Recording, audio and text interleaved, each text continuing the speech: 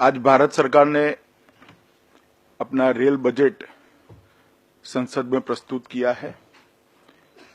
मैं माननीय प्रधानमंत्री जी और रेल मंत्री श्रीमान सुरेश प्रभु को भारतीय जनता पार्टी और देश की जनता की ओर से भी बहुत बहुत बधाई देना चाहता हूं। हर वर्ग की उम्मीदों को पूरा करने वाला एक सर्वसमावेशक रेल बजट रेल मंत्री जी ने दिया है। यह बजट आम आदमी के लिए है और इसमें गरीबों की सुविधाओं की विशेष ध्यान रखा गया है। पेयजल की सुविधा वाले दीनदयालु कोच जो हर ट्रेन में लगेगा, उससे अनारक्षित यात्रियों के लिए बहुत बड़ी सुविधा मिलेगी और जो यात्री रिजर्वेशन पाते नहीं थे और किसी अर्जेंट काम से उनको आना जाना पड़ता था, उनको टिकट न मिलने की स्थिति में जबरन रुकना पड़ता था, उनको काफी सुविधा मिलेगी। सुपरफास्ट अंत्योदय एक्सप्रेस से भी अनारक्षित यात्रियों को बहुत बड़ी सुविधा मिलेगी। लगातार दूसरा वर्ष ऐसा है जिसमें रेल बजट में किरायों में वृद्धि नहीं की गई है। मैं मानता हूं कि गरीबों के लिए और देश की आम जनता के लिए बहुत अच्छी बात है।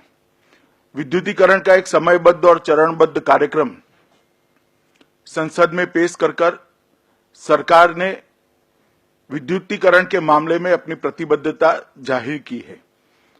हमसफर, तेजस और उदय, ये तीनों ट्रेनों के माध्यम से ज्यादा गति, ज्यादा सुविधा और ज्यादा से ज्यादा यात्रियों को समावेश करने के लिए एक नई पहल की गई है। रेल मित्र की संकल्पना से वृद्ध और दिव्यांग यात्रियों का विशेष ध्यान रखा गया है। महिलाओं के लिए आरक्षित कोटा में आरक्षण कर एक अच्छी पहल की गई है। सभी बंदरगाहों को रेल से जोड़कर देश के उद्योग और देश के निर्यात को बढ़ावा देने की दिशा में एक बहुत अच्छा कदम मोदी सरकार ने उठाया है।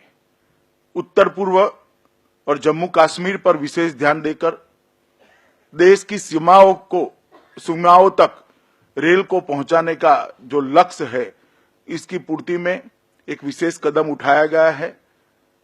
वो उत्तर पूर्व के विकास, जम्मू कश्मीर के विकास के साथ साथ देश की सुरक्षा के लिए भी एक महत्वपूर्ण कदम है। 400 स्टेशनों पर वाईफाई की सुविधा देने का जो लक्ष्य रखा है, मैं मानता हूं कि युवा यात्रियों के लिए इससे अच्छा कोई कदम नहीं हो सकता।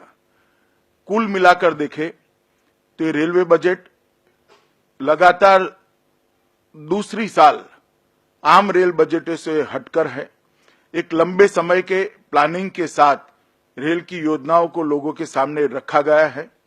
पहले एक फौरी घोषणाओं का रेल बजट होता था, इसकी जगह ठोस कार्यक्रम और ठोस काम का खाका इस रेल बजट के माध्यम से तय किया गया है। रेलवे के पटरियों के विस्तार के लिए, रेल के विस्तार के लिए और सुविधाओं के विस्तार के लिए बहुत सारी बातों को इस रेल बजट में समावेश कर रेल मंत्री ने यात्री फ्रेंडली बजट देने का काम किया है। मैं मानता हूं कि इस बजट लाने के लिए श्री सुरेश प्रभु सच अर्थ में अभिनंदन के अधिकारी है। मैं पार्टी की ओर से और देश की आम जनता की ओर से श्री सुरेश प्रभु को बहुत बहुत अभिनंदन देता हूं। धन्यवाद।